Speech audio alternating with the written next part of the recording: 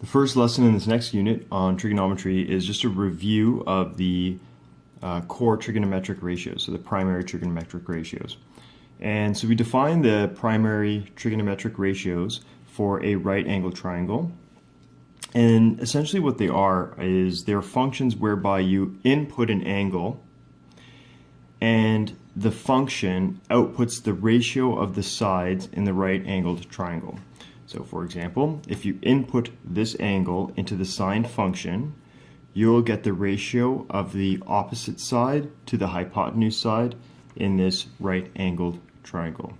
Okay, and so we tend to use theta to represent the angles, right? And these trigonometric ratios, these primary trigonometric ratios, they don't apply for triangles that are not right-angled triangles. So they're not defined in anything other than a right-angled triangle.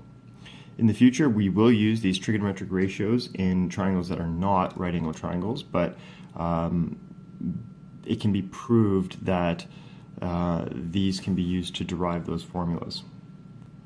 So we're going to jump right into it, looking at example 1, which says solve the following right-angled triangle, triangle ABC, using only trigonometric ratios and round to one decimal place.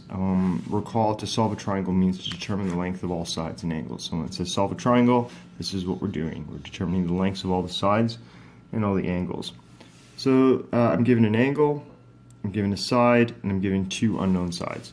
So what I'm going to do is I'm going to start by saying that sine angle A is equal to opposite over hypotenuse, which would be equal to, so sine of this angle, A over B.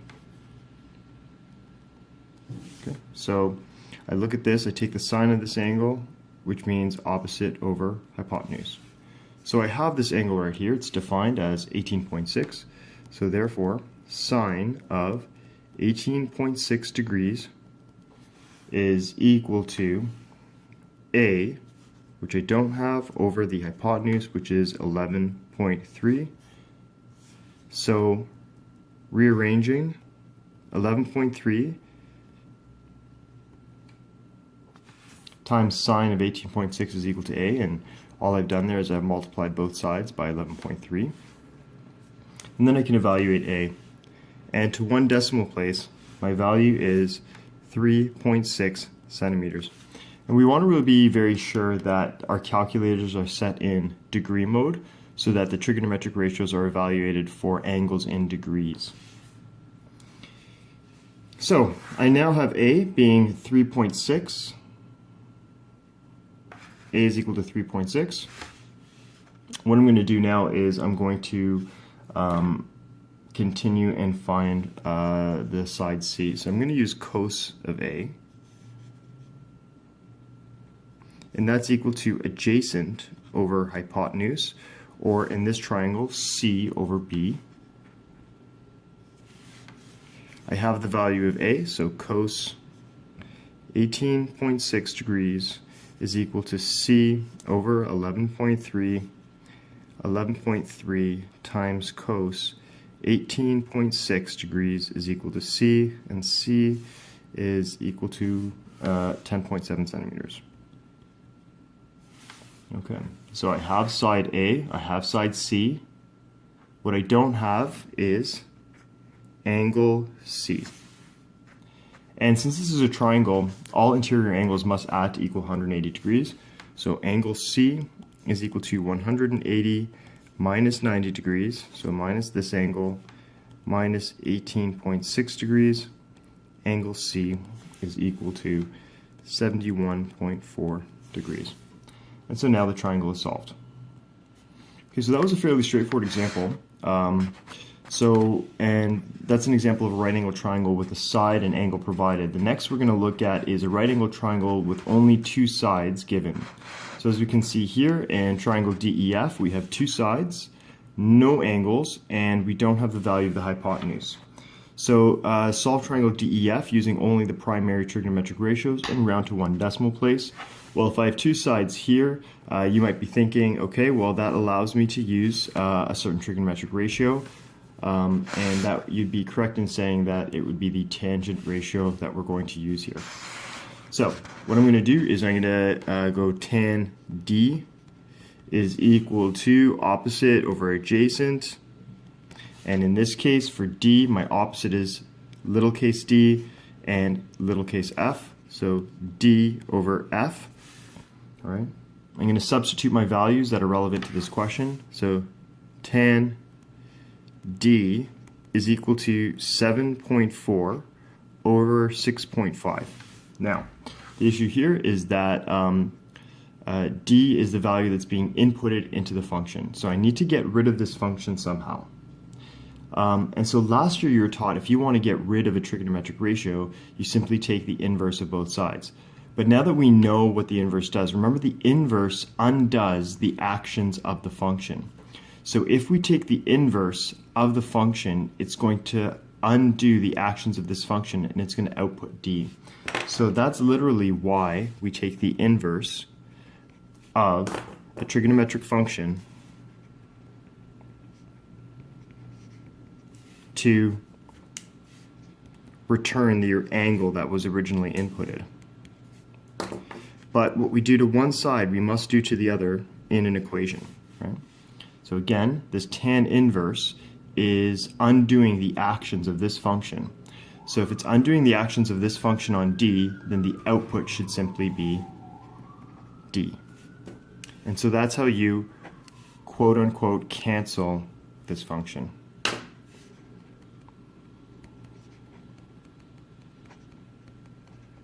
In the future, I won't necessarily show using tan inverse on both sides or the trigonometric ratio on both sides. I'll simply go from this line to this line, and you are to recall that what I've done to one side, I've done to the other. So, angle D, when we evaluate it, is approximately equal to 48.7 degrees. Okay, so if I want to find angle F now, so I have this as 48.7, might be helpful to just write it in.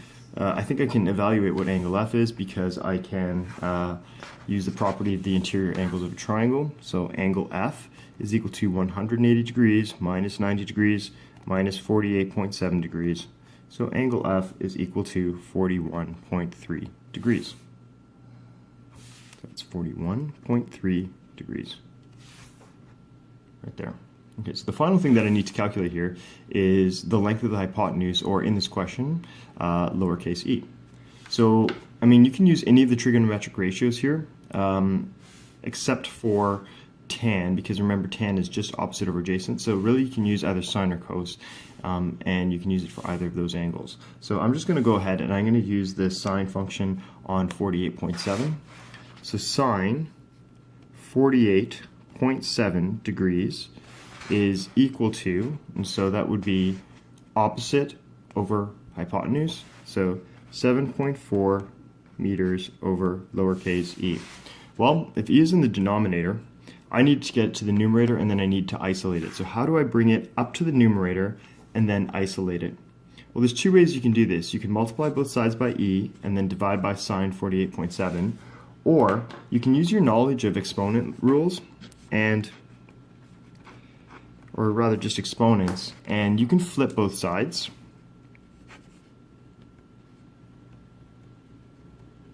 So by taking the negative exponent of each side, you can get e over 7.4 and then multiply both sides by 7.4.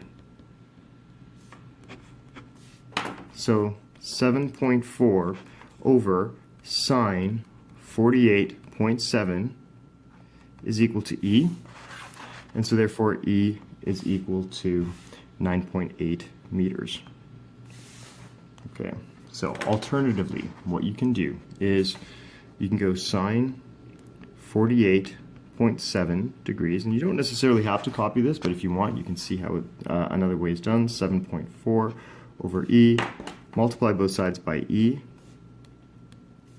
cancel, cancel, then you have e times sine 48.7 is equal to 7.4, and then you would divide both sides by sine 48.7,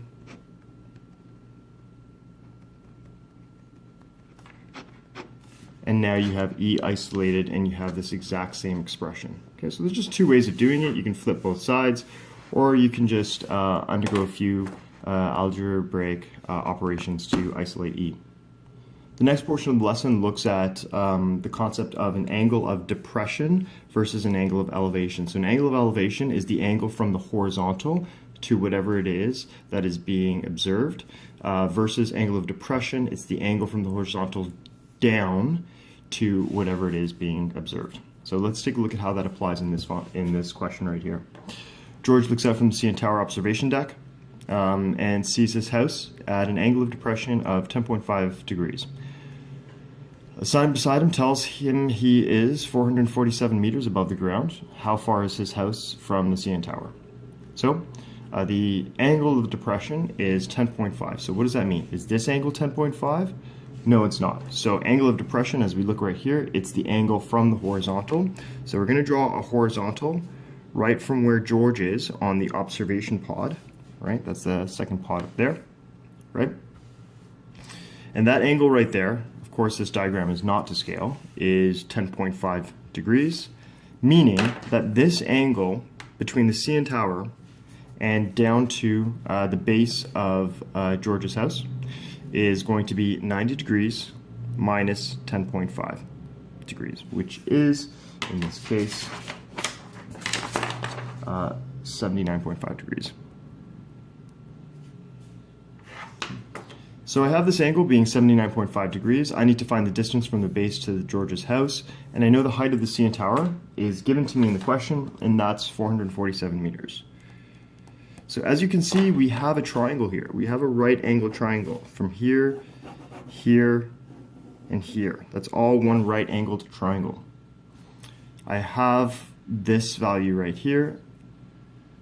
I need to find the value over here. So if I have this angle, this value, just take a second, think about what operation, or rather what trigonometric function you can use. So you have this angle, you need this, and you have this.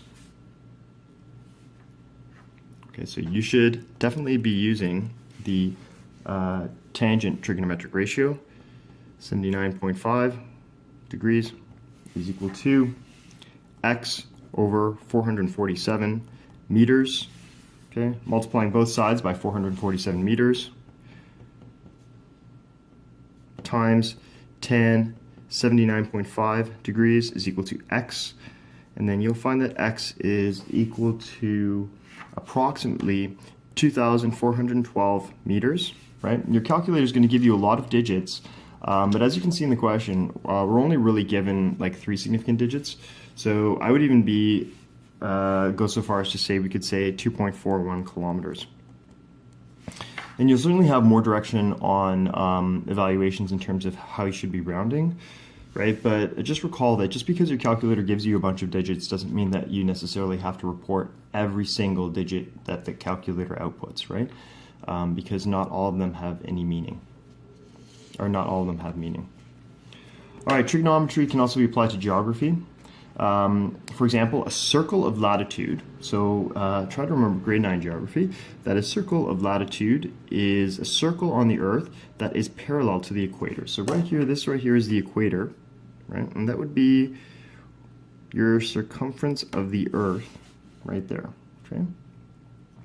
Remember that these latitudinal lines have a numerical degree, right? So this is, the equator is 0 degrees right here. And in this equation, or rather in this example, we're going to be looking at the 49th parallel of latitude. So we'll say that this right here is 0 degrees. And this one right here is, we're going to look at the 49th parallel, right? So the 49 degrees parallel. So what does that degrees mean? Well, and this example says find the length of this parallel. So they want us to find the circumference of this circle right here at the 49th parallel, assuming that the radius of the Earth is 6,380 kilometers. So what that degree means, it means it is, if we made an angle from the middle of the Earth up to that point on the surface of the Earth, it would make 49 degrees. That's what that means in terms of the parallel. And so what I've done is I've taken this three-dimensional diagram and I've created a two-dimensional diagram right here, so 49 degrees. Okay. The question also says assuming the radius of the Earth is 6,380. So what is that radius? Well, this is the radius right here, so that's 6,380 kilometers. But this value right up here, going from the middle of the Earth to the point where it touches that 49th parallel, that is also right there, 6,380. So that relates to this line on our diagram, so I'm going to write that value in. That's 6,380 kilometers. We also know by the Z pattern, right, that this is also 49 degrees. And so what I'm going to do is I'm going to make a right angled triangle here. Okay? And I'm just going to evaluate this right here. So I'm going to find this darker blue line right here. And why am I going to find that darker blue line? Well, that darker blue line represents the radius of the 49th parallel. And if I have the radius of the 49th parallel, I can find the circumference of the 49th parallel, which is what they are asking me to do. So let's go ahead and calculate that. To find the radius right here of that 49th parallel, I have the hypotenuse and I have this angle. So which trigonometric ratio would I use? I have this angle, I have the hypotenuse, and I need to find this radius. You should be thinking of the cosine ratio. So cosine of 49 degrees is going to be adjacent over hypotenuse. So that's equal to r over 6,380 kilometers. So rearranging this equation, 6,380 kilometers times cos 49 degrees is equal to r. Therefore, my r is equal to 4,186 kilometers. So the radius of this parallel right here is 4,186 kilometers. Of course, that's not what the question is asking. It's asking us for the entire circumference of this parallel. So I can just use my circle equations to find that. Circumference is equal to 2 pi r, or pi d, so pi times the diameter, which is just 2 times the radius. And so that in this case is 2 times pi, and I know that the radius of the 49th parallel is 4,186. And so I can say approximately 26,300 kilometers is the circumference of that 49th parallel. So the circle that around the Earth, 49 degrees from the center of the Earth, has a circumference of 26,300 kilometers. Okay, final question here is solve for theta. So we have a triangle within a triangle, and these are pretty classic questions in trigonometry, just only using trigonometric ratios. So what I'm going to do is I'm going to break this into two triangles. I'm first going to solve this triangle over here, so this one that I'm kind of shading in blue. I'm going to solve for A in this triangle, and then what I'm going to do is I'm going to look at this entirely bigger triangle right here. Okay. And the base of that big triangle right there, that's 18. Okay, that stays at 10. So remember I said I'm going to start with this inner blue triangle, and I'm going to solve for A. So tan of angle A is equal to opposite over adjacent, 12 over 10. So angle A is equal to tan inverse, 12 over 10. And note that I didn't show you, but what effectively I did is I took the inverse of both sides to undo the operations of tan, which would return angle A.